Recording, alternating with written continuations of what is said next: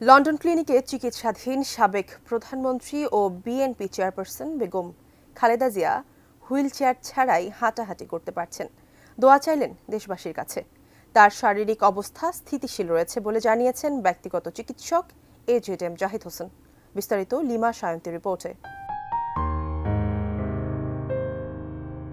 সাবেক প্রধানমন্ত্রী বেগম খালেদা জিয়া দীর্ঘদিন ধরে লিভার সিরোসিস, কিডনি, ডায়াবেটিস সহ শারীরিক নানা অসুস্থতায় ভুগছেন। উন্নত চিকিৎসার জন্য ঢাকা থেকে কাতারের আমিরের পাঠানো বিশেষ এয়ার অ্যাম্বুলেন্সে ৮ জানুয়ারি লন্ডন পৌঁছান বিএনপি চেয়ারপারসন। পরে বাংলাদেশ সময়ে সন্ধ্যা 6:30টায় দ্য লন্ডন ক্লিনিকে ভর্তি করা হয় তাকে।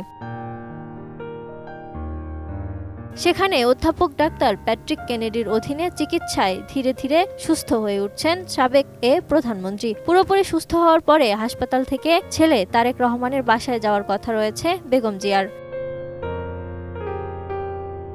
তার শারীরিক অবস্থা উন্নতির দিকে, নিজে নিজেই কিছুটা হাঁটাহাঁটি করছেন বলে জানা গেছে। লন্ডনে চিকিৎসাধীন থেকেও দেশবাসীর খবর নেয়ার পাশাপাশি জনগণের পাশে থাকতে দলীয় নেতাকর্মীদের নির্দেশনাও দিচ্ছেন বলে জানা যায়।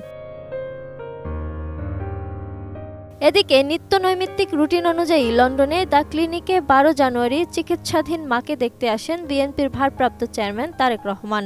সঙ্গে ছিলেন স্ত্রী জুবাইদা রহমান। এ সময় ভেতরে প্রবেশের আগে পরিবারের সবার জন্য দোয়া চেয়েছেন তারেক রহমান।